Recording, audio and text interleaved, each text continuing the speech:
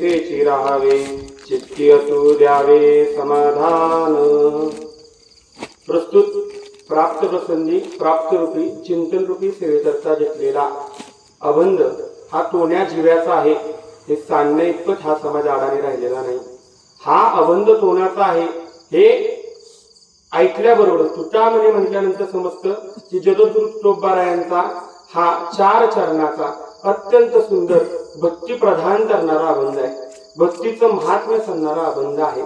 हा अभंग सांगण्याचं कारण काय? भक्ती हा आपण आज नवरात्र उत्सव साजरा करतोय, त्याच निमित्तानं मी इथं उपस्थित आहे। जाधव मामांच्या अत्यंत म्हणजे आमंत्रणाने आणि त्यांच्या प्रिय म्हणजे मार्गदर्शनाने मी इथं उपस्थित आहे आणि त्या निमित्तानं मी बोलतोय। थोडं नाही आपण पाऊण तास थोडंफार बोलणार आहोत आणि आपली सेवा संपन्न करणार आहोत। पण आपण आज भक्तीपर अभंग घेतलाय असं कारण काय?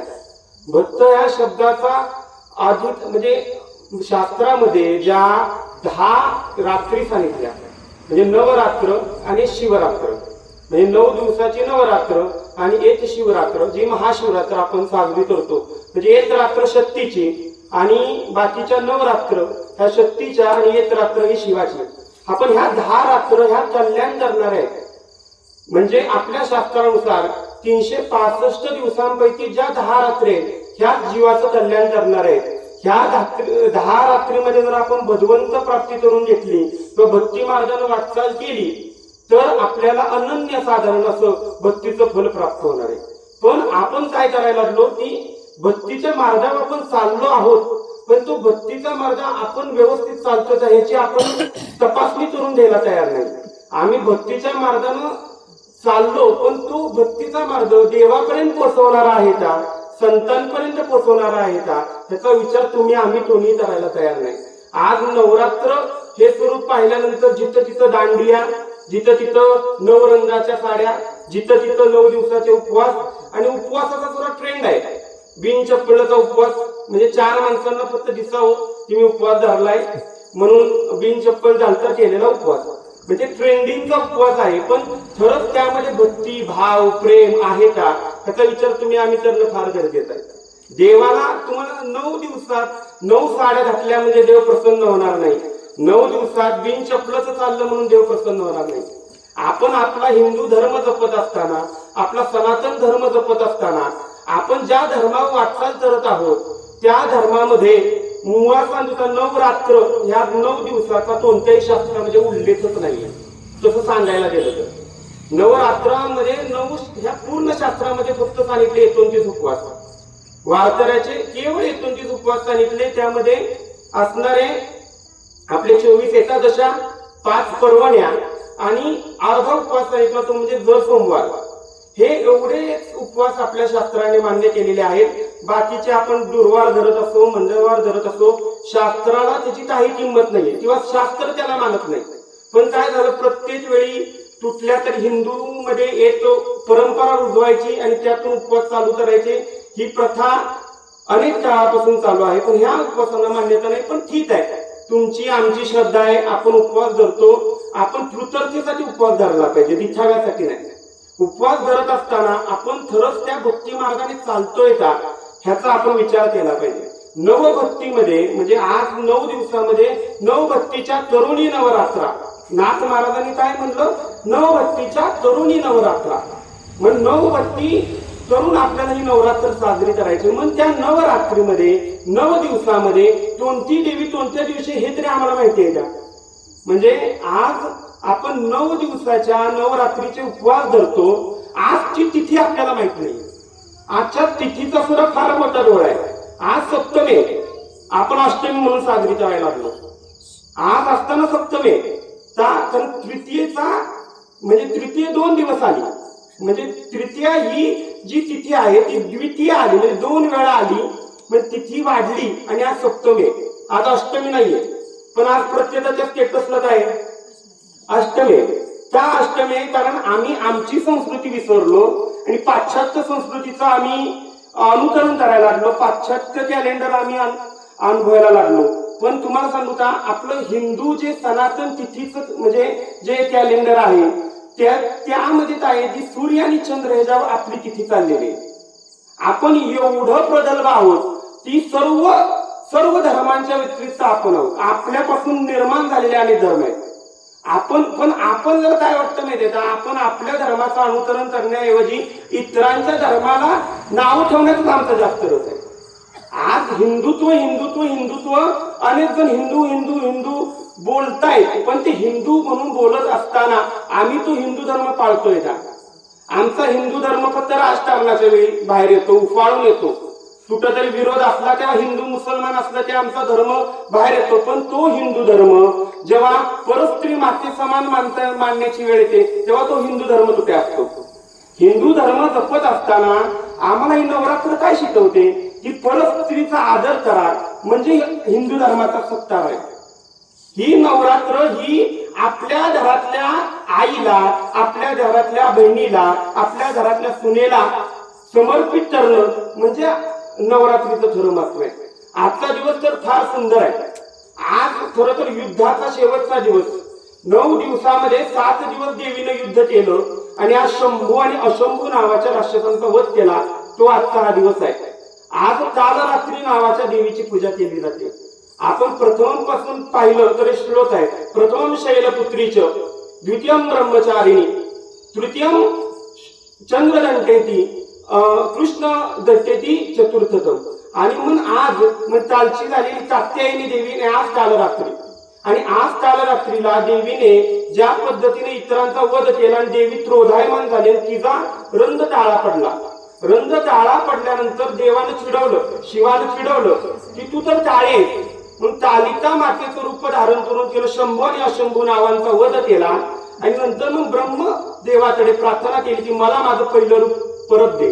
आणि ते प्रथम रूप प्राप्त करून देण्यासाठी देवीनं तपश्चर्या केली. आणि त्या देवीला शुभ्र असं एकदम सुंदर असं नाविन्यपूर्व रूप प्रदान झालं. आणि तोच आजचा दिवस म्हणजे तो उद्याचा दिवस, अष्टमीचा दिवस हा महागौरीचा दिवस आहे. गौरी प्रधान म्हणजे गौर म्हणजे पांढरी शुभ्र वस्त्रधारिणी, गरुडध्वज भामिनी, दिव्यालंकार भूषिते महालक्ष्मी नमस्ते. अशी लक्ष्मी उद्याच्या दिवसात प्रगट होणार. आणि आज म्हणजे आज तिथीचा शय जरी असला तरी आज थोड्या वेळानं अष्टमी चालू होते. म्हणजे आज जरी सप्तमी असली तरी अष्टमी 1-2 तासामध्ये चालू होणार आहे. म्हणजे आज द्वितीय दिवस आहे. आज सप्तमी पण आहे आणि अष्टमी पण आहे. म्हणून आज काल रात्रीचा रूपाने देवीने वधही केला. आणि त्याचबरोबर आपल्याला गौरीचं रूपांतर सुद्धा म्हणजे शांततेचं प्रतीक सुद्धा पाद्य करून दिलं. मग ह्या 9 दिवसामध्ये आपण भगवंताची प्राप्ती करून देण्यासाठी भक्ती मार्गाने वाटचाल केली पाहिजे. आपल्याला आपली इच्छा काय झाली पाहिजे, आपण भक्ती मार्गाने वाटचाल करत असताना भगवंत प्राप्त करून देण्याची आपली इच्छा असली पाहिजे. पण खरं सांगा, आपण भगवंत प्राप्तीसाठी भक्ती मार्गाची वाटचाल चालली आहे का? आपली वाटचाल भगवंत प्राप्तीची नाही. कोणाला इथं वाटत नाही की देवी माझ्या स्वप्नात यावी. देवी स्वप्नात येऊन आपल्याला दृष्टांत देईल एवढं आपलं पुण्यही नाही. पण आमचं विचारही नाहीये की आम्हाला देव प्राप्त होईल. संतांनी जेव्हा देवप्राप्तीच्या मार्गाने भक्ती मार्ग चालू केला तेव्हा संतांच्या रात्रंदिवस मनात होतं तो मज व्हावा, तो मज व्हावा, वेळोवेळावा पांडुरंग. पण आम्ही भक्ती मार्गात दिवस रात्र चालतोय, पण आमची इच्छा नाही देवा आम्हाला प्राप्त व्हावा. आमची इच्छा काय, फक्त संसारातल्या अप्राप्त गोष्टी प्राप्त व्हाव्यात एवढीच आमची इच्छा आहे आज. आणि ह्या इच्छा कधी आमच्या संपत नाहीत ना. आज एक इच्छा पूर्ण झाली की आमची दुसरी इच्छेचं लगेच लेटर देवाला असतं की देवा ही आमची इच्छा पूर्ण कर. तर आमची वाटचाल कशावर आहे, तर फक्त आमच्या संसारात काहीतरी गोष्ट कमी पडली आणि ती प्राप्त करून देण्यासाठीच आमचा भक्ती मार्गाकडे वाटचाल चालू आहे. आम्ही देव भेटावा म्हणून भक्ती करत नाही, हीच भक्ती मार्गातली स्वतंत्रीच आहे. आम्हाला पूर्ण फल प्राप्त होत नाही, पुण्य फल प्राप्त होत नाही. याचं कारण काय की आमचं जे आम्ही जो विचार करून भक्ती करतो तो विचार चुकीचा आहे. आणि संतांनी हाच विचार मांडून दिला तुम्हाला आम्हाला. संतांनी हेच घडवून देण्याचा प्रयत्न केला की बाबांनो, जे तुम्ही भक्ती मार्गात चालताय ना संसाराच्या म्हणजे गोष्टी प्राप्त करून देण्यासाठी, हा मार्ग चुकीचा आहे. संसारातल्या गोष्टी प्राप्त करायच्या असतील तर तुम्हाला दिली ना इंद्रिय हात पाय कान, यानं कष्ट करायचे आणि त्या गोष्टी प्राप्त करून द्यायच्या. आणि त्या प्राप्त नाहीच झाल्या आणि झाल्या दोन्ही पद्धतीने झाले तर त्याचा जास्त विचार करण्याची गरज नाही, कारण त्या नश्वर आहे. संसारातली कोणतीही गोष्ट तुम्ही आम्ही किती वर्ष जगू असं तुम्हाला वाटतं? किती वर्ष तुम्ही आम्ही जगणार आहे? आज किती माळ्याची बिल्डिंग बांधली, किती माळ्याचं घर बांधलं, किती गाडी घेतली, किती दिवस ती आपले. आज जर एक कोटीची गाडी घेतली आणि ह्या रस्त्यानं जाताना कुठे ऍक्सिडेंट झाला, त्या गाडीला भंडारामध्ये बी किंमत नाही. एवढी नश्वर परिस्थिती असताना आम्ही त्याच्यात जीव लावून ठेवला आणि जे शाश्वत सत्य आहे तो परमात्मा आम्ही दूर केला. आम्ही मिथ्या सत्य मानू लागलो, जो सत्य परमात्मा आहे तो आम्ही मिथ्या मानू लागलो. म्हणजे हे सत्य हे मिथ्या असताना आणि मिथ्या हे सत्य मानत असताना आमची जी हालचाल चाललेली आहे ती केवळ दुःख प्राप्त करून देणार आहे. आम्हाला यात सुख प्राप्त होणारच नाही.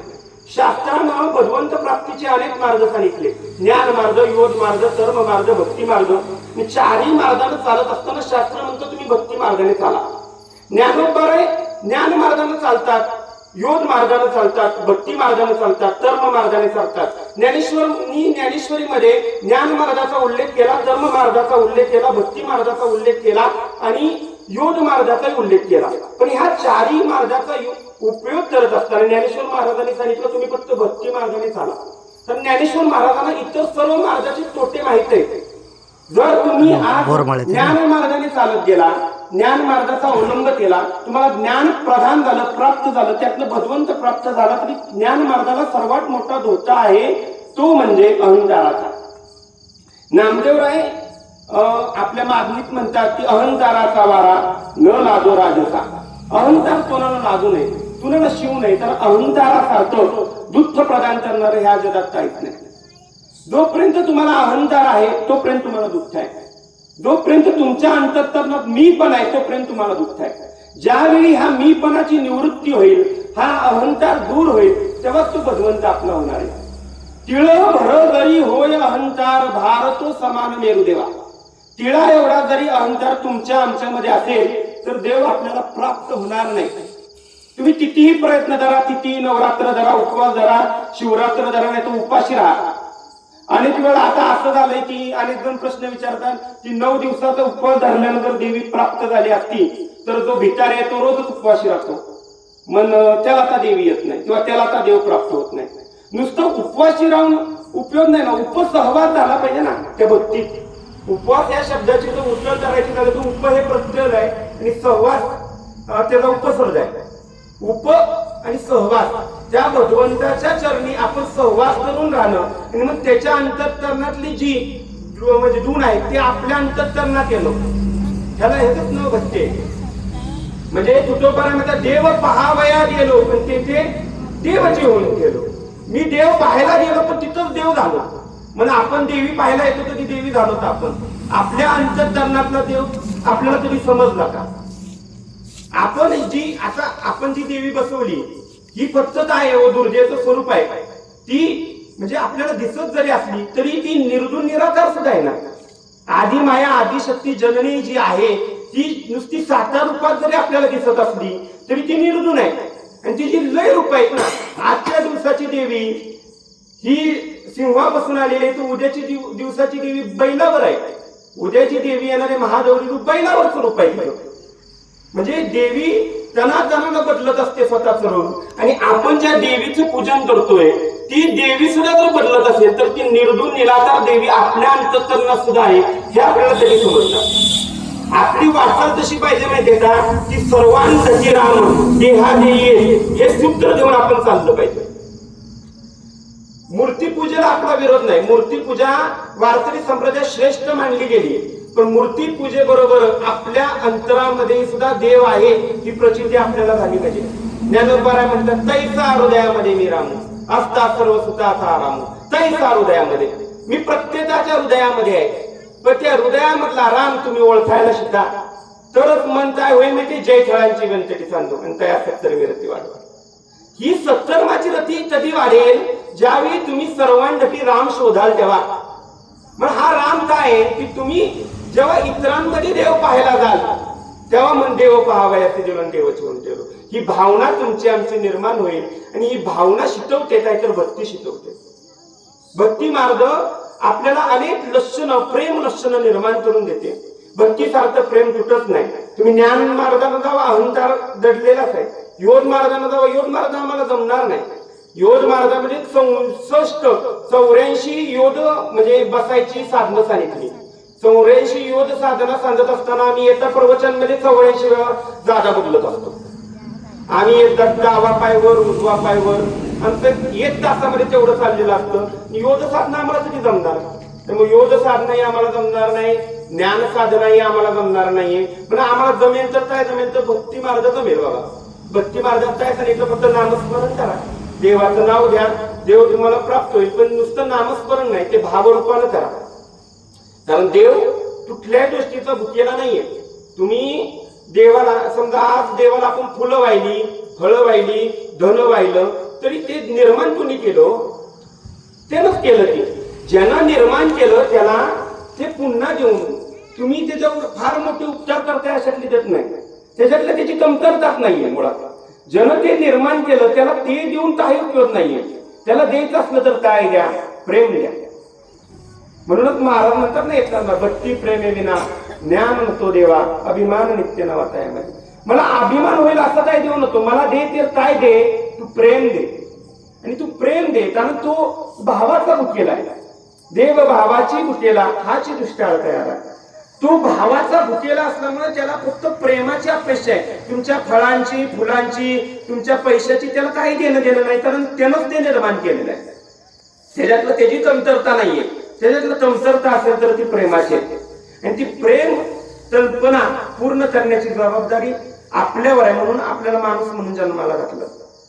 84 लक्ष योनीमध्ये अनेक 84 लक्ष योनीमध्ये फक्त मानवाचा देह भजन करतो, बाकी कोणी करत नाही. कारण भगवंत प्राप्तीचं साधन फक्त मानवदेह आहे. देवाच्या द्वारे उभाषण बरे आपण म्हणतोच नाही. ते देवाचं द्वार म्हणजे हा नरदेह आहे. आणि हा नरदेहातच फक्त भगवंताची प्राप्ती होईल, नाही तर अन्यत्र कुठेही होणार नाही. म्हणून जर नरदेह प्राप्त करायचा असेल तर या नवरात्र उत्सवातून काय शिकायचे? तर भगवंताला समर्पित झालं पाहिजे. मग काय झालं? ज्ञानोबांनी 4 भक्तीचे मार्ग सांगितले. नारद महर्षींनी भक्तीची अनेक रूपाने व्याख्या केली. ज्ञानरूपांनी दर्दाचार्यांचं मत सांगितलं, व्यासांचं मत सांगितलं, परिचर्यांचं मत सांगितलं, आणि प्रत्येकानं वेगवेगळं मत सांगितलं. ती कोणी म्हणलं तथेत प्रेम आहे, तथा म्हणजे भक्ती. कोणी म्हणलं तथेत नाही, पूजेत प्रेम आहे, पूजा म्हणजे भक्ती. कोणी म्हणलं पूजेत तथेत प्रेम नाही, भगवंताची सतत अनुसंधान साधणं म्हणजे भक्ती आहे, म्हणजे भक्ती. नारद म्हणले तिन्ही भक्ती नाही. भक्ती म्हणजे काय? तर तुम्ही दिवसभरातली जी कामं आहे ती भगवंत स्वरूपाला अर्पण करा म्हणजे भक्ती. अनेकांनी वेगवेगळी मत मांडल्यानंतर मग सामान्य माणसाला थोडासा प्रश्न पडला की नक्की भक्ती म्हणजे काय हो?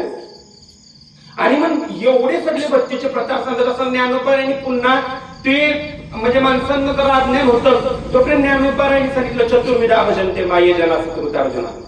म्हणजे 4 भक्तीचे प्रकार ज्ञानोबांनी सांगितले. अर्थाती ज्ञानी, जिज्ञासू, आर्थी अर्थाती ज्ञानी आणि जिज्ञासू 4 भक्तीचे प्रकार ज्ञानोबांनी सांगितले. मग माणसांचा अजून गोंधळ झाला. मग माणसं तुटोबारायकडे गेली. तुटोबाराय ज्ञानोबाराय एक सांगतात, ते नारद मुनी महर्षी एक बोलतात. नाथ महाराजांनी उत्तम, मध्यम, अधम भक्त सांगितला. पण मग उत्तम चांगला भक्त कोणता आम्हाला समजेना. मग तुम्ही वाटचाल करा, आम्हाला वाट दाखवा महाराज. म्हणून महाराज वाट दाखवाय गेले आणि महाराजांच्या हातात सरळ अभंग लिहिला गेला. हेची थोर भक्ती आवडते देवा. हेची च हा शब्द वापरला म्हणजे काय माहिती? च हा अनन्य निवृत्ती आहे, अनन्याची निवृत्ती, आणि एकावर निष्ठा म्हणजे चो. हेची लहान मुलगा दुकानात गेलं ना, त्याला समजा अनेक खेळणी दिसत असतात आणि त्याला एक बॉल आवडतो. तो म्हणतो, मग ते वडील म्हणतो बॉल काय घेतो? तू विमान घे. तो म्हणतो विमान नको. विमान नसलं तर बस दे. बस नको.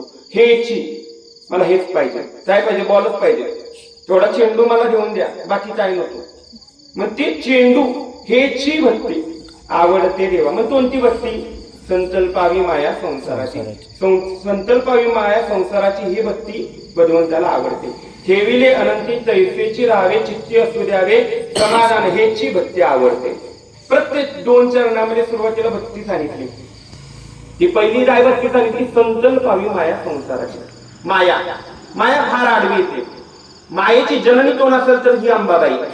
हिच्यापासूनच माया निर्माण झाली आणि हिच्यापर्यंत संपली. पण ही माया आपल्या संसारात फार आडवी येते. ही माया एवढी आडवी येते की सर्व दुःखाचं कारण काय असेल तर प्रेम आहे, माया आहे. आपल्याला कोणत्या वस्तूवर प्रेम जडलं आणि ती वस्तू कालांतराने समजा समाप्त झाली तर उपयोग आहे, दुःखच प्राप्त आहे. मायेनंच आपल्याला दुःख आणि सुख भोगावं लागतंय. माया ही संसाराला लागली तर संसार हा नश्वर आहे ना. संसारावर कितीही माया लावा, संसारावर कितीही प्रेम करा, हा संसार आपलं सुख प्राप्त करून देणार नाही ना. कारण संतांनी सांगितलं दुःख बांधवडी आहे हा संसार, सुखाचा विचार नाही करतो. हे तर क्षणाक्षणाला सुद्धा सुख प्राप्त होत नाही. म्हणून तुम्ही म्हणाल आम्ही जे सुख प्राप्त करून देतोय, आम्ही 4 चाकीतनं फिरतोय, रोज संध्या ते हॉटेलला जेवायला आहे, म्हणून आम्ही जे सुख भोगतोय ते काय आहे? ते सुख नाही. सुख पाहता गवा पाहिले, दुःख पर्वत आहे. सुख आहे तेवढं गवा एवढं आहे. आम्हाला फक्त सुख वाटतंय तर ते सुख नाही. सुख गेलं की दुःख प्राप्त आहे. सुख जातं आणि दुःख येतं म्हणजे येतं. आजपर्यंत दुःख प्राप्त झालं नाही तर कोण आहे का? म्हणजे वयाची आता तुमची बाबा फार 60 वर्ष वय असेल, आजपर्यंत तुम्हाला सुख प्राप्त झालं, दुःख प्राप्त झालं, इथून पुढं सुखीच राहिलं असं काय आहे का? नाही ना. दुःख येणारच आहे. कारण आपली वाटचाल जी चालली ती संसारात चालली आणि ही संसारातली वाटचाल दुःखदायकच आहे. का दुःख देणारे आहे? तर हित आहेत अपेक्षा. अपेक्षा हे दुःखाचं फार मोठं कारण आहे. आज पहिली माडी झाली की आपली अपेक्षा वाढते दुसरी माडी व्हावी. आज साधी गाडी आहे, 4 चाकी आहे, 2 व्हीलर आहे, तर आपल्याला फॉर्च्युनरची अपेक्षा आहे आणि त्या अपेक्षा पूर्ण होत नाहीत म्हणून आम्हाला पदरात काय आहे तर दुःख आहे. पदरात दुःख असण्याचं कारण काय आहे? मावशीतलं एखाद्या तोळ्याचं ढंटण असेल तर मावशीला काय वाटतं 5 तोळ्याचा असावा, 4 माणसात तो उठून दिसला पाहिजे. त्या अपेक्षा आहे आणि ती अपेक्षा पूर्ण झाली नाही की मग पदरात काय दुःख आहे. जोपर्यंत माया आपली, म्हणून पण अशी माया, पण अशी भक्ती करत असताना एक जण एका संताकडे गेला आणि म्हणला की भक्ती ठीक आहे पण आम्हाला हे समजत नाही हो, हे मार्ग समजत नाही, भक्ती समजत नाही, आम्ही काय करावं? तर त्या संतांनी सांगितलं तू शेती करतो ना, शेतकरी आहेस ना. बरोबर, शेतकरी आहेस तर तू कांद्याचं रोप काय करतो? पहिल्यांदा वाफ्यात लावतो, ते वाफ्यातनं उपटून शेतात लावतो. तशी संसाराची माया उपटायची आणि परमार्थाच्या शेतात रुजवायची, ह्याची थोर भक्ती आवडते. परमार्थातली माया, संसाराची माया उचलायची आणि परमार्थाला लावायची, हे सरळ सरळ भक्तीचं गणित आहे. बाकी काही सरळ करायचं नाही. भक्ती मार्ग चालत असताना यथा देवे तथा देवे, जे जे आपण या शरीराला देतो तसं तसं त्या भगवंताला अर्पण करायचं. रोज ज्या पद्धतीने आपण स्नान करतो, आपण जेवढी छान वस्त्र घालतो, परिधान करतो, त्या पद्धतीने त्या भगवंताला सरळ रोज स्नान झाला, भक्ती मार्ग सफल आहे. ज्या पद्धतीने आपण 2 घास खातोय, जे काय असतील आपलं आपण खातोय ते सुरुवातीला भगवंताला नैवेद्य म्हणून दाखवा, घरातल्या जेवणामध्ये चालवा आणि मन खा, तो जेवण नाही तो प्रसाद आहे. हा जरा भक्ती मार्ग आहे. यथा देहे तथा देवे, जसं जसं आपण या देहाला जसं सजवतो नटवतो तसं त्याला, त्या वृंदावन क्षेत्रामध्ये ना श्रीकृष्ण असतो बालगोपाल, आणि तो बालगोपाल आहे ना प्रत्येक महिला नवसाचा असतो, तो धरी नेतात. धरी नेल्यानंतर आहे ना तो सताई त्याला उठवताना अंजाई म्हणायची, म्हणजे झोपवताना अंजाई म्हणायची, उठवताना भोपाळी म्हणायची, त्याला उठवायचं, त्याला स्नान घालायचं, स्नान घातलं की त्याला लोण्याचा डोळा चाराय द्यायचा, परत त्याला झोपवायचं, परत एक अंजाई म्हणायची, परत त्याला उठवायचं, परत त्याला जेवाय घालायचं. म्हणजे जसं की आपण आपल्या पोटच्या पोराला कसं जपतो तसं त्या श्रीकृष्णाला जपायचं. ही आहे भक्ती. यथा नाम दोपिता नाम, दोपितांनी जशी भक्ती केली ना तशी आपण केली पाहिजे. आणि ती भक्तीच मन आपल्याला स्वस्वरूपाचं अनुसंधान साधून दिल्याशिवाय राहणार नाही. आपल्याला भक्ती करायची असेल तर त्या पद्धतीने केली पाहिजे की 9 दिवसामध्ये 9 भक्ती आपल्याला प्राप्त होतील. म्हणजे ह्या 9 भक्ती म्हणजे काय? पहिली भक्ती आहे श्रवणम, दुसरी भक्ती आहे कीर्तनम, विष्णू स्मरणम, पाद सेवनम, अर्चनम, वंदम, दास्य, साख्य आत्मनिवेदनम. ह्या 9 भक्तीच्या 9 रात्रा सांगितल्या. पहिल्यांदा श्रवण करायचं, म्हणजे भगवंताच्या नामाचं रूपाचं श्रवण करायचं. एकदा भगवंत प्राप्त म्हणजे भगवंत समजला, म्हणजे श्रवण झाल्यानंतर त्याचं कीर्तन करायचं. कीर्तन म्हणजे नाम संकीर्तन, त्याचं गुणगान गायचं की माझा भगवंत फार सुंदर आहे. हा राजस सुकुमार मदनाचा पुतळा रवी शशीचा डोकडिया, माझी देवी फार सुंदर आहे. हा आज देवीनं काय किती सुंदर देवी दिसते, तिची फार साडी घातली, आज मोरपंची रंग आहे, मोरपंची रंगाची साडी, किती छान दागिने देवीने घातले, त्या देवीला निरखून पाहिजे. हा ही खरी भक्ती. श्रवणम कीर्तनम दास म्हणजे विष्णू स्मरणम. आता विष्णू स्मरण का सांगितलं? कारण वैष्णव आहोत आपण वैष्णव विष्णू भक्त, आपण वारकरी आहोत. तसा शिव विष्णू हा भेद नाही. तो ज्ञानोबरायांनी कधीचाच मिटवला की शिव विष्णू भजन करी महादेव, भजन करी महादेव राम तुझी सदाशिव. म्हणजे राम आणि शिवामध्ये सुद्धा भेद नाही. तर मग विष्णू स्मरण करा, शिवस्मरण करा, शक्तीचं स्मरण करा, किंवा गणपतीचं स्मरण करा, किंवा सूर्याचं स्मरण करा. शास्त्रानं पंचदेवता आपल्याला सांगितलेल्या आहेत. कोणत्याही देवाचं स्मरण करा, शेवटी आपण पोचणार तिथंच आहे. नामदेवराय एकदा आहे ना तीर्थयात्रेला जात असताना ह्या मार्गाला गेलो आणि रेणुका देवीच्या तिथं थांबलो. रेणुका देवीच्या तिथे थांबत असताना नामदेवरायांना देवी दिसली नाही. नामदेवरायांना चटेवर हात ठेवून उभा असलेला पंढरपूरचा परमात्मा दिसला. तर नामदेवरायांच्या अंतःकरणामध्ये काय अनन्यता आहे. आधी ती अनन्यता नव्हती, पण जोपर्यंत अनन्यता नसेल तोपर्यंत भगवंत प्राप्त होणार नाही. जोपर्यंत ही अनन्यता संकल्पावी माया संसाराची म्हणजे काय हो? भगवंताला अनन्य रूपानं आपण समर्पित होणं. प्रत्येक ठिकाणी फक्त जळी तळी काष्टी पाषाणी भगवंतच आहे हे आपण अंतःकरणामध्ये रुजवणं म्हणजेच अनन्यता आहे. अनन्यता बाकी काहीच नाही. आणि मग जशा पद्धतीची अनन्यता असेल, दया चित्ती जैसा भाव दया जवळी तैसा, त्याच पद्धतीने आपल्याला भगवंत प्राप्त होणार आहे. आपण जर आर्थ पद्धतीने भगवंताला हात मारली तर आपण आर्थ भक्त म्हणून जर भगवंताला हात मारली तर फक्त तो संकटाच्या वेळी धावून येणार, आपल्याला प्राप्त होणार नाही. द्रौपदीनं आर्थ भगवंताला हात मारली, तो ठेवून त्याला द्वारकेच्या रानात देव धावून आला, पण तेवढ्या पुरताच आला. गजेंद्रानं देवाला हात मारली, ती देवा धाव कुठाय, माझा पाय आता मी मृत्युमुखी पडणार आहे, की मदर मला खाईल, तू धावून ये. देव धावून आला. अर्थात पैशासाठी सुदामा ब्राह्मण दुखे दरिद्रे पिढीला मुष्टीभर पोहे देऊनी त्याच्या भेटीला गेलेला. सुदामा ब्राह्मण जेव्हा भगवंताच्या भेटीला गेला तेव्हा धन प्राप्त करून देण्याची इच्छेनं जरी गेला नसेल तरी त्याच्या बायकोची इच्छा काय होती हो? त्याला फक्त धन आणावं. थोडस 2 रुपये आले तिथे संसाराला लागतील, माझा संसार सुखी होईल. मग सुदामाला देव फक्त तेवढ्या पुरताच प्राप्त झाला. ज्ञानाला देव प्राप्त होईल फक्त ज्ञान संपादन करण्यापुरता. पण जिज्ञासूला हनुमंतरायांसारखा देव किती प्राप्त झाला? छाती फाडली तरी देव आहे, इतका देव प्राप्त झाला. म्हणजे हे देव प्राप्त करून देता आला पाहिजे तुम्हाला. आम्हाला देव प्राप्त झाला तर भक्तीचं अनुसंधान आहे. भक्तीची 6 प्रेम लक्षणं सांगितली. पहिली सांगितली गुणरहित, कामनारहित, प्रतिष्ठिन वर्धमान.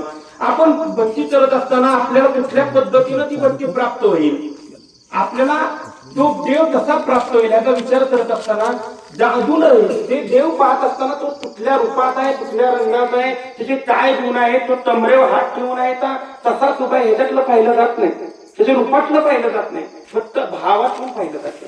त्या भगवंताला भाव अर्पण केला ना विषय संपला. तो झालाच असला, तो झाला पाहिजे. पण ती कशी झाला पाहिजे? संकल्पून माया संपली तरच. माया जोपर्यंत आपण भगवंतावर लावत नाही तोपर्यंत देव प्राप्त होणार नाही. पण तुम्ही किती उपवास करा, किती पारायण करा, किती माळा झाला कधीच उपयोग होणार नाही जर जोपर्यंत तुमची माया संसारात असेल तोपर्यंत. संसारात जोपर्यंत माया आहे तोपर्यंत देव प्राप्त होत नाही. म्हणून पहिल्यांदा सांगितलं की देवावरची संसाराची माया काढून देवावर लावा. आणि ह्यात मध्ये जर दुःख निर्माण होत असेल तर तुम्ही फक्त एकच करा, चित्ती असू द्यावे समाधान. तुम्ही चित्तामध्ये समाधान धरा. जोपर्यंत तुम्ही समाधान होत नाही, तुमचं संसारात समाधान प्राप्त होत नाही ना, तुम्ही जोपर्यंत समाधान वृत्तीनं ह्या संसारात राहत नाही ना तोपर्यंत तुम्हाला सुख प्राप्त होणार नाही. ज्या दिवशी तुम्ही ह्या संसारात समाधान मानायला तयार होईल की नाही जे होईल ती त्याच्या इच्छेनं होईल, म्हणजे हा संसार जेव्हा देवावर वाहू, जेव्हा हा संसार देवा वाहू तेव्हाच आपलं समाधान आहे. जोपर्यंत आपण नुसतं वाहिल्याचं नाटक करू ना, समाधान हा शब्द आला ना अनेक वारकऱ्यांचं पाठातलं प्रमाण आहे, चित्ती असू द्या समाधान. महाराज कसे आहोत? चित्ती ठेविले अनंते तैस. माणूस सहज बोलून जातं, ठेविले अनंते तैसेची राहावे, चित्ती असू द्यावे समाधान. आम्ही समाधानी आहोत. तर खरंच आपण तुम्ही आम्ही समाधानी आहोत का? खरंच समाधानी आहोत? अजिबात नाही महाराज, आम्हाला समाधान प्राप्तच नाही. समाधान हा शब्द जेवढा वाटतो एवढा सोपा नाही. समाधान हे नुसतं मानण्यात नाहीये. मानून समाधान प्राप्त होत नाही. आज एखादी गोष्ट भेटली नाही आणि नुसतं म्हणलं की नाही भेटली ठीक आहे, तरी अंतःकरणातून प्राप्त होत नाही ती गोष्ट. अंतःकरणात इच्छा असते ती भेटली पाहिजे म्हणून. आपण तोंडावर म्हणत असतो की नाही हो नाही भेटली, आपल्याला काही गरज नाही त्याची, पण आतनं वाटत असतं की नाही ही भेटली पाहिजे वस्तू. दुसऱ्याची चार चाकी बघितली ना, नाही आपल्याला गरज नाही तिची, आपण टू व्हीलर, आपण काय नवरा बायको टू व्हीलर म्हणून फिरू, कशाला लागते ती गाडी आपल्याला, पण आत पाहिजे असते बरं का. ती देवाला त्याला गाडी पाहिजे होती बरं का. समाधान फक्त आपण मानण्यात मानतो, पण मानण्यानं समाधान प्राप्त होत नाही. तर वृत्तीच्या निवृत्तीमध्ये समाधान. जोपर्यंत तुमच्या वृत्तीची निवृत्ती होत नाही, तुमची वृत्ती संसारातून स्थिर करून म्हणजे परमार्थ स्थिर होत नाही, तुमची वृत्ती जोपर्यंत बदलत नाही, तोपर्यंत तुम्ही कितीही समाधान मानण्याचा प्रयत्न करा, हे समाधान प्राप्त होणारच नाहीये. पण तुम्ही कितीही समाधान समाधान समाधान करा, समाधान भेटणार नाही. तर तुमची वृत्ती स्थित आहे कुठं? संसारावर स्थित आहे. आणि संसाराची इच्छाच आहे वाढावे संतान, रुळावे धनधान्य. आम्हाला वाटतं प्रत्येक वेळी वाढावं आमचं. या संसारात आल्यानंतर आम्हाला फक्त काही कमी पडू नये, आमचं वाढलं पाहिजे. प्रतिष्ठन वर्धमान भक्ती झाली नाही पाहिजे, संसारातल्या गोष्टी झाल्या पाहिजे. हा पहिला माळा असला तर दुसरा, दुसरा असला तर तिसरा, 4 एकर असली तर 10 एकर. आणि ह्याच्यात बी आमचं समाधान नाही. 10 एकर प्राप्त झालेला सुद्धा म्हणतो की नाही नाही हो 15 असती, 2 मुलं आहेत, 7 आली आहे. आता काय म्हणजे समाधान कुठल्याच वृत्तीत नाही आमचं. फक्त म्हणूनच आपण दुःखाला कारणीभूत आहोत. दुःख आम्हाला भेटतं का, तर आम्हाला समाधान नाही. म्हणजे दुःख प्राप्त करून द्यायचं असेल, म्हणजे सुख प्राप्त करून द्यायचं असेल, दुःख निवृत्त करून द्यायचं असेल, तर संसाराची माया संकल्पायची आणि ती संसारावरून उचलायची आणि परमार्थात लावायची. म्हणता हो ही संकल्प आम्हाला दुःख प्राप्त होतं, तर तुम्ही किती या संसारात पळालात तरी अन्न धन मान हे तो प्रारब्ध आधी. म्हणून तो तुकाराम महाराज 3ऱ्या चरणात म्हणतात ना, वाहिल्या उद्वेद दुःखचे केवळ बोधने ते फळ संचिताचे. हे बोधने ते फळ संचिताचे ना, हा फार महत्वाचा शब्द आहे. हिथंच आपल्याला बोलायचे आहे. बोधने ते फळ संचिताचे. तुम्ही कितीही प्रयत्न करा तरी तुम्हाला काही गोष्टी प्राप्त होऊ शकत नाही, तर तुमच्या त्या कपाळावर नाही, तुमच्या त्या नशिबात नाही. तुम्ही कितीही त्यासाठी पळा, त्या तुम्हाला प्राप्त होत नाही.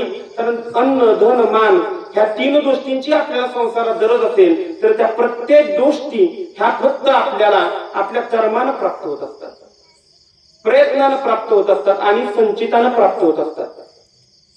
संचित हे आपल्याला फेडायला येतं. पाप पुण्यानं हे संचित निर्माण होत असतं आणि हे संचित तुम्हाला आम्हाला भोगायला येत असतं. अनेकांना संचित बोधल्याशिवाय पर्याय राहिलेला नाही. आज अनेक वेळा अनेकांना प्रश्न पडतो, मी तर फार चांगलं वाटलो, माळ आहे गळ्यात, नामस्मरण करतोय, तरी काय फार दुखतात हो, काय फार दुखतात. फार दुखतात नाही ते का संचित आहे. ते गेल्या जन्मी काहीतरी पाप पुण्य केलेलं आहे, ते फेडायला आलेलं आहे. तुता म्हणे पापे येती रोधाचे रूपे. हे रोध आजार व्याधी ह्या कुठल्या जन्माच्या पापाची परतफेड असते म्हणून येतं. म्हणून हे संचित आहे. संचित प्रत्येकाला फेडायला लागले, भोगायला सुद्धा लागले. कोणाला संचित फेड भोगायला आलं नाही असं नाही. रामाला सुद्धा संचित सुटलेलं नाही, तर मी राम वनवासा गेला. रामाला सुद्धा वनवास भोगावा लागला या कर्मानं. आणि मग हे कर्म करत असताना आपण विचारानं कर्म केलं पाहिजे. भीष्माचार्यांना सुद्धा भोगायला आलं धर्म, हे संचित भीष्माचार्यांना भोगायला आलं. भीष्माचार्य म्हणजे महाभारतातील फार सुंदर पात्र आहे. भीष्माचार्य म्हणजे गुरुचं स्थान आहे. महाभारतातलं सर्वात महत्वाचं स्थान कोणतं असेल तर भीष्माचार्यांचं आहे. भीष्माचार्य अत्यंत अधिकारी पुरुष आहे. आयुष्यभर ब्रह्मचार्याचं पालन करून सुद्धा, आयुष्यभर कृष्ण भक्तीमध्ये लीन होऊन सुद्धा, आयुष्यभर पित्याची मातेची सेवा करून सुद्धा भीष्माचार्यांना शेवटच्या दिवसात 6 महिने बाण्याच्या शय्येवर षडपंजरी पडावं लागलं. भीष्माचार्यांना फार दुःख झालं. अहो एक टाका टोचला ना आपल्याला पायात, तर आपल्याला दिवसभर आपल्याला ते सलतं टाका टोचलेला. आणि भीष्माचार्यांचा असा अवयव नव्हता ज्यामध्ये बाणाचं टोक गेलं नव्हतं. षडपंजरी भीष्माचार्यांच्या डोळ्यात पाणी आहे. भीष्माचार्य वाट पाहतात फक्त श्रीकृष्ण परमात्मा येण्याची. त्याला एकदा भेटलं की मग मी मरायला तयार आहे. दुसरं कारण म्हणजे दक्षिणायन चालू होतं आणि उत्तरायणात प्रवेश करायचा होता. आणि सर्वात उत्तम मरण शास्त्रानं सांगितलं उत्तरायण. दक्षिणायनातलं मरणापेक्षा उत्तरायणातलं मरण बरोबर चांगलं मरण. त्याला फार त्यात विस्तार आहे पुढे जाऊन की चोफ नसावा, खोटला नसावा, ताप नसावा, तो त्या आपला विषय नाही. परंतु मग भीष्माचार्यांना मरणाच्या वेळी भगवंत जेव्हा भेटायला आले तेव्हा भीष्माचार्यांनी प्रथम प्रश्न विचारला, देवा मी तुझी भक्ती केली, तुझं अनुसंधान केलं, तुला पाहता यावं म्हणून मी विरोधी पक्षात लढलो आणि माझं वचन होतं की मी हस्तिनापूर राजाचा म्हणजे सांभाळ करेन, त्याचं रक्षण करेन, म्हणून मला तसं वागावं लागलं. माझ्या वचनाला मी बद्ध असताना सुद्धा मला हे भोगायला का आलं? मी 6 महिने ह्या षडपंजरी पडलोय, हे भोगायला का आलं? तर श्रीकृष्ण परमात्म्याने सांगितलं की 7 वर्षापूर्वी तू एक राजपुत्र होता, रस्त्यानं चालला होता, तुझं त्या आणि रस्त्यानं चालत असताना सरडा पडलेला आणि तुझं त्या सरड्यानं काही बिघडवलं नव्हतं आणि तू त्या सरड्याला काही करायची गरज नव्हती, पण आनंद, लहान वय, युवा वय आणि बाण काढला आणि तो सरडा असा उचलला बाणाच्या तोटांनी आणि तो एका काट्याच्या खांदलीत जाऊन पडला आणि तो सरडा त्याच्या प्रत्येक अवयवाला काटे टोचले आणि अवघे 6 मिनिटं थांबून तो तडफडून मेला. ते 6 मिनिटं भीष्माचार्यांना 6 महिने बोलायला लागतात. एवढं हे संचिताचं फळ अवघड आहे. संचित उदाचच नाही, हे तुम्ही आम्ही म्हणतो ना की मी काहीच केलं नाही तरी मला हे दुःख का आलं, ह्या जन्मात केलं असेल, गेल्या जन्मात तरी काहीतरी केलं असेल ना. अहो रस्त्यानं चालत असताना जर आपल्याला ठेच लागली तरी आपल्या अंतःकरणात विचार आला पाहिजे आमचं काय कुठलं आज दिवसभरात. एवढं आपल्याला आपलं अनुसंधान साधता आलं पाहिजे, आत्मपरीक्षण करता आलं पाहिजे. आज जर ठेच लागली ना तर दिवसभरात नक्कीच काहीतरी नाही म्हणलं तर मुंगी तरी चिरडली गेली असणार आहे, त्यामुळे आपल्याला पापाचं फळ आलेलं आहे. त्यावेळी जेव्हा आपण ह्या मार्गाने चालू ना तेव्हा म्हणून आपल्याला काही करायची गरज नाही, मन ठेविले अनंत तैसेचे राहावे. पण जोपर्यंत हे आपण साध्य करत नाही ना तोपर्यंत दुःख प्राप्त आहे. जोपर्यंत ह्या मार्गाने आपण चालत नाही ना तोपर्यंत दुःख प्राप्त आहे. आपण प्राप्त करत असताना भक्ती मार्गाने चालत असताना सर्वात महत्वाचा नियम असा आहे की भक्ती मार्गात चालत असताना तुला द्वेष करायचा नाही, तुलावर राग करायचा नाही, तुला मत्सर करायचा नाही. आपण नामस्मरण करतो रोज सकाळ संध्याकाळ 108 मण्यांच्या माळा जपायच्या, पण तरी सुद्धा देव प्राप्त होत नाही. आम्हाला का होत नाही? कारण आमचा मार्ग जरी तो असला की रस्ता सुटलेला आहे. मार्ग बरोबर आहे पण रस्ता चुकतोय, आपल्याला काहीतरी चुकतंय. ते काय चुकतंय याचा विचार तुम्ही आम्ही केला. आमचं चुकतंय काय? नामस्मरण देवासाठी करत नाही ना, संसारासाठी करतो. एक माणूस काय झालं, 4 दारू पिणारी माणसं दारू पिली, भरपूर दारू पिले. दारू पिल्यानंतर दंगेच्या पलीकडे त्यांचं दाव, अलीकडचं दाव म्हणजे दंगेच्या ऐन दिलाकडे ते आणि पलीकडे त्यांचं दाव. रात्री गावाला जायचं होतं आणि उशीर झाला फार, दारूच्या नशेत होते आणि आता नावाडी सुद्धा नाही. पण नावाडी नसला तरी नावाड्याचे नाव होते मग 4 जण म्हणले की आपण नाव घेऊन जाऊ. आपण 4 जण काय करू, ती नावेत बसू, 2 वेळा तू वलव 2 वेळा आम्ही वलवू, असं एकमेकानं थोडं वलवत आपण नदी अशी पार करू. तासाभरात आपण तर त्यात येणारी असणार. दोन्ही बसले आणि हे दोन्ही वलवू लागले, ते दोन्ही वलवू लागले. 10 वाजले, 12 वाजले, रात्रीचा 1 वाजला, पहाटेचे 4 वाजले, 5 वाजले, तरी सुद्धा नदी पात्र येईना आणि हे पुढे जाईनार. का पुढे जाईनार याचा विचार केल्यानंतर त्यांच्या शुद्ध उतरली, म्हणजे शुद्धीत आले, ते सगळी धुंदी उतरली आणि त्यांच्या लक्षात आलं की ज्या होडीनं आपण चाललेलो आहे ना त्या होडीची दोरी त्या झाडाला बांधलेली. जोपर्यंत त्या झाडाला बांधलेली दोरी आपण सोडणार नाही, अशी दोरी जोपर्यंत सोडत नाही तोपर्यंत कितीही त्यांनी प्रयत्न केला, कितीही हाताने जोर लांब वळवलं तरी सुद्धा नदीचं पात्र ह्या पासून त्या पलीकडे ते पोचणार नाही. तसंच आहे या भक्तीचं सुद्धा. जोपर्यंत संसाराची तुम्ही दोरी सोडत नाही ना, जोपर्यंत संसाराची माया सोडत नाही ना तोपर्यंत तुम्ही ऐन तीरातून पैल तीराकडे जाऊ शकत नाही. मुक्ताबाईंचा फार सुंदर अभंग आहे. सर्वात श्रेष्ठ काय असतील तर मुक्ताबाई आहे. मुक्ताबाईंसारखं श्रेष्ठ कोण नाही. कारण वैष्णव तो महा ज्ञानदेव, वैष्णवाचा अवतार असणारा ज्ञानदेव, त्याला सुद्धा उपदेश केला मुक्ताबाईंनी. कारण उद्वेग ह्या शब्दावर आपण बोलतो. ज्ञानेश्वर महाराजांना उद्वेग झाला आणि तो उद्वेग दूर करण्याचं काम तुम्ही केलं तर फक्त मुक्ताबाईंनी केलं. योधी पावन मनाचा साहे अपराध जनाचा. नाहीतर ज्ञानोबराय सुद्धा कुठलं तरी मार्ग सुटले होते असता नाही हो. एवढा मोठा महात्मा, एवढा मोठा योगी, योग्यांची योगी, माऊली, साधकांचा मायबाप, दर्शन हरेतात तेवढे असणारे माऊली, ते सुद्धा वाट सुटले आणि ते वाट दाखवण्याचं काम तुम्ही केलं तर आदत्त्रय जननी मुक्ताबाईंनी केलं. एवढा श्रेष्ठ अधिकार मातेचा आहे. ही नवरात्र साजरी करायची म्हणजे उद्याच नाही ना साजरी करायची. अहो, ज्या आपण आज वाटचाल चालत असताना अनेक वेळा अनेक प्रश्न की स्त्रीला इथे अधिकार नाही, स्त्रीला तिथे अधिकार नाही, स्त्रीला कीर्तन करण्याचा अधिकार नाही, स्त्रीला असा नाही तसा नाही. पण हे जी थोड मोडली कुठनं तर ज्ञानोबरायांपासून मोडली. ज्ञानोबरायांनी पहिल्यांदा मुक्ताबाईला, ज्ञानोबरायांना म्हणजे अंदाज नव्हता किंवा ज्ञानोबरायांचं ज्ञान नव्हतं किंवा ज्ञानोबराय दुःख होण्या एवढं अज्ञान ज्ञानोबरायांचं नाही ना. तरी ज्ञानोबराय दुःखी झाले. का झाले? कारण आद्यत्रय जननीचा त्यांना विस्तार करून दाखवायचा होता, तिचं महत्व पटवून द्यायचं होतं. मुक्ताबाईचं महत्व पटवून देण्यासाठी ज्ञानोबरायांनी नाटक केलं, असं तर माझं वैयक्तिक मत आहे बरं का.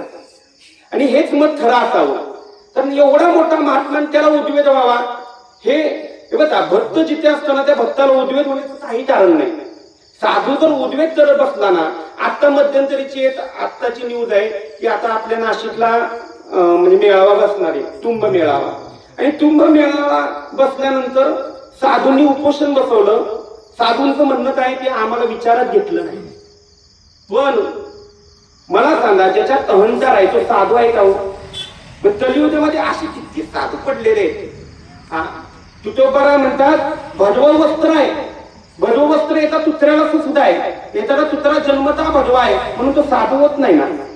साधू तो नाही जे त्या रंजले रांजले त्याची म्हणे जो आपुले, तोची साधू ओळखावा तेथेची देवदाना. जो रंजल्या रांजल्यांना आपलं म्हणतो, जो अहंकार विरहित आहे तो साधू आहे. जन सहा धुतले तो साधू आहे. सहा धुतले म्हणजे काय? आपल्या जे षट विचार आहेत ते षट विचार ज्याने धुतले तो साधू आहे. आणि मग ज्याला षट विचार धुतले त्याला अहंकार नाही, त्याला कुठल्याही पद्धतीची इच्छा नाही, आणि तरी सुद्धा तो उद्वेग प्राप्त करून देतो. उद्वेग प्राप्त करून देतो याचं कारण काय? मुक्ताबाईचा अधिकार जगाला मांडण्यासाठी उद्वेग प्राप्त करून घेतला. जगाला उद्वेग प्राप्त, मुक्ताबाईचं महात्मा सर्व जनाला समजलं पाहिजे, स्त्रीचा अधिकार समजला पाहिजे. म्हणून आज तर अनेक कीर्तनकार, अनेक माणसं म्हणतात की स्त्रीला अधिकार नाही कीर्तन करण्याचा. पण आदिनाथ उमा ब्रीज प्रकटले म्हणता. ही सुपीत बुद्धीची माणसं म्हणतात उमेला कुठे समजलं, उमा तर झोपली होती, मच्छिंद्रनाथांनी ऐकलं म्हणजे उमा झोपली होती म्हणून तिला अधिकारच नाही. पण शिवानं तिला नदी काठी नेलं म्हणजे तिचा अधिकार 100% आहे म्हणजे आहे.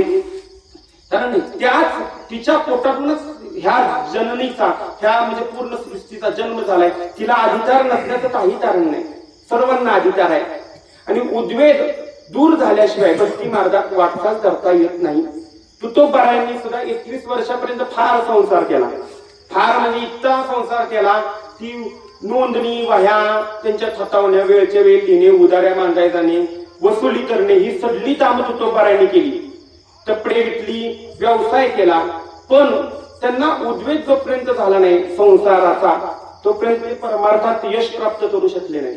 वयाच्या 21व्या वर्षी जेव्हा त्यांची पत्नी, त्यांचा मुलगा, त्यांची म्हणजे भाऊज जेव्हा त्यांच्या डोळ्यासमोर मृत्युमुखी पडली, तेव्हा मग ह्या संसारात काहीच राहिलं नाही. मग तुटोबरायांनी सांगितलं संसाराच्या नावे घालून या शून्य. आणि तो शून्य तरी तुम्ही सुद्धा ह्या संसारावर घातला पाहिजे. आमची वृत्ती निवृत्ती झाली पाहिजे. आज फक्त आम्हाला निवृत्त हा शब्द माहितीये. 60च्या नंतर सरकारी नोकरी म्हणून निवृत्त होतात, पण अंतःकरणाची निवृत्ती होत नाही. उलट 60 झाली की अजून संसार कंबर बांधूनच चालू असतो. नाही होती बरेच दिवस झालं काय शेतात फार धान होती, आता फंडाचे पैसे आले, नोकरीतले पैसे राहिले, 15 लाख रुपये फंड आला. आता काय करतो, जमीन लेवल करतो, मस्तपैकी फार्म हाऊस बांधतो, दहावी मस्तपैकी शेती करतो. शेती करतो हे जे अपेक्षा असते बरं का, शेती करतो. कारण रिकाम बसवत नाही. तो म्हणत नाही तरी ज्ञानेश्वरी वाचतो, ज्ञानेश्वरीचं पारायण करतो. आता 60 नंतर निवृत्त झालो, आता काय नाही, फक्त हा वेळ जो आहे तो भगवंताला समर्पित करायचा. रोज सकाळी ज्ञानेश्वरी वाचायची, सकाळी काकडा करायचा, संध्याकाळी हरिपाठ करायचा, कीर्तन ऐकायला जायचं. ह्याला ते सुटतच नाही. तो निवृत्त झालाय फक्त नोकरीतनं, तो वृत्ती निवृत्त अजून झाली नाही. जोपर्यंत वृत्ती निवृत्ती होत नाही तोपर्यंत देव प्राप्त होत नाही. उद्वेद होणारच आहे. जोपर्यंत वृत्तीची निवृत्ती होत नाही तोपर्यंत दुःख प्राप्त होणारच आहे. पण वाहिलेल्या उद्वेद दुःखाची केवळ जेवढं संसारावर विचार कराल, जेवढा संसाराचाच विचार कराल तेवढं दुःख आहे. मला आज ही गोष्ट भेटली नाही पण किती रडत बसला, ती गोष्ट प्राप्त होणार नाही. पण तो दिवस तो दुःखात गेल्याशिवाय राहणार नाही. आणि तो दिवस भरता आला पाहिजे. तुम्हाला सांगा किती दिवस आपल्या हातात आहे. तुम्हाला आम्हाला जी कालगणना चालली, आपण सर्व काळाच्या आघातात आहोत. आज मृत्यू एवढ्या जवळ आहे तुमच्या आमच्या की कधी मृत्यू होईल सांगता येत नाही. रस्त्यानं चालत असताना मागच्या गाडीनं धडक दिली की पुढे माणूस मरून जातो. एवढं असताना आम्ही एवढं ह्या संसारात दुःखपटलोय, ह्याला मर्यादाच नाही. किती झालं तरी मेल्यानंतर सुद्धा संसार सुटत नाही. मेल्यानंतर सुद्धा माणसाला मोक्षाची अपेक्षा म्हणजे संसारच आहे त्याच्या मागे. जिवंतपणे संसार सुटत नाही, मेल्यावर सुद्धा सुटत नाही. 10व्याला माणसं म्हणतात अहो त्याला पेण्याची सवय होती, तिथं जरा दारूचं थोडंसं ठेवा म्हणजे त्याला टावळा येऊन शिवेल. मेल्यानंतर सुद्धा आहेच का नाही संसार, म्हणजे आहेच का नाही दुःख. आणि मग त्याच्या घरचे सुद्धा विचार अरे टावळा शिवला नाही, टावळा शिवला. अहो जिवंतपणे त्याला नरड्यात धार घातला नाही आणि मेल्यानंतर त्याच्या समोर ठेवून कुठला टावळा कुठलं काय. ह्या सर्व वारकरी अंधश्रद्धेला तेवढं मानत नाही. वारकऱ्याचा धर्म एवढा छान आहे ना महाराज, की निष्ठावंत वारकरी होऊन पाहिलं पाहिजे. वारकरी म्हणजे नुसती माळ घातली आणि तो वारकरी झाला असं होत नाही. वारकरी जर व्हायचं असेल तर त्या भगवंतावर नितांत प्रेम असलं पाहिजे तर तो वारकरी. त्याला स्वतःही उठून ज्ञानेश्वरी 5 मिनिटाचा होईना वाचली पाहिजे. जीवनामध्ये कितीही काय झालं ते ज्ञानेश्वरी सुद्धा कामा नाही. तर 5 मिनिटं वाचली ज्ञानेश्वरी आयुष्यभर तुम्हाला पुण्य प्राप्त करून देणार आहे. आणि पुण्य प्राप्त करून देण्यापेक्षा ह्या आपण जीवन जगत असताना आपण तशा मार्गाने जीवन जगलं पाहिजे हे शिकवण देणारे ज्ञानेश्वरी. आमचे गुरुजी सांगत असतात कधी काही अडचण आली ना तरी अडचण निर्माण झाली तुम्ही हा प्रयोग करून पहा, फक्त ज्ञानेश्वरी समजली पाहिजे. ज्ञानेश्वरी समजते हा फक्त आपला भ्रम आहे. ज्ञानेश्वरी कोणाला समजत नाही. ज्ञानोबारायण जी ज्ञानेश्वरी समजली ती तुम्हाला आम्हाला समजत नाही. ज्ञानोबारायांनी जी ज्ञानेश्वरी लिहिली ती भाव धरून लिहिली. ती भाव धरून या वाचते ज्ञानेश्वरी. जोपर्यंत भाव धरून वाचत नाही ना तोपर्यंत ती तुम्हाला आम्हाला समजणारच नाहीये. ती भाव ओतून वाचली पाहिजे. मग काय करायचा उपाय, काय अडचण निर्माण झाली ना ज्ञानेश्वरीचं कोणतंही कुंडलिकावर जे म्हणायचं ज्ञानेश्वरीचं कोणतंही पान ओपन करायचं. जे पान येईल ते वाचायचं. त्यात तुम्हाला पुढचा मार्ग लिहिलेला असेल तर तेवढी श्रद्धा तुमची ज्ञानेश्वरीमध्ये पाहिजे. आपण श्लोक म्हणतो पण आपली श्रद्धा असते का? नमस्ते तू महामाय श्री पीठे सुरपूजिते. आपण नुसतं बडबडच करत असतो. श्रोतांच्या शब्दांकडे लक्ष नाही, त्याच्या विचाराकडे लक्ष नाही. आपण रोज पसायदान म्हणतो, हरिपाठ म्हणतो, पण पसायदानामध्ये जे थळांची वेंटडी सांगतो थळ आपणच आहोत हे आपण तरी पाहिलं का? कधी अर्थ आपण अर्थात लक्ष दिलं का? कधी देवाच्या द्वारे उभाषण भरी तेने मूर्ती चारी साधेल्या ते देवाचं द्वार कोणतं हे आपण तरी विचारात घेतलं का?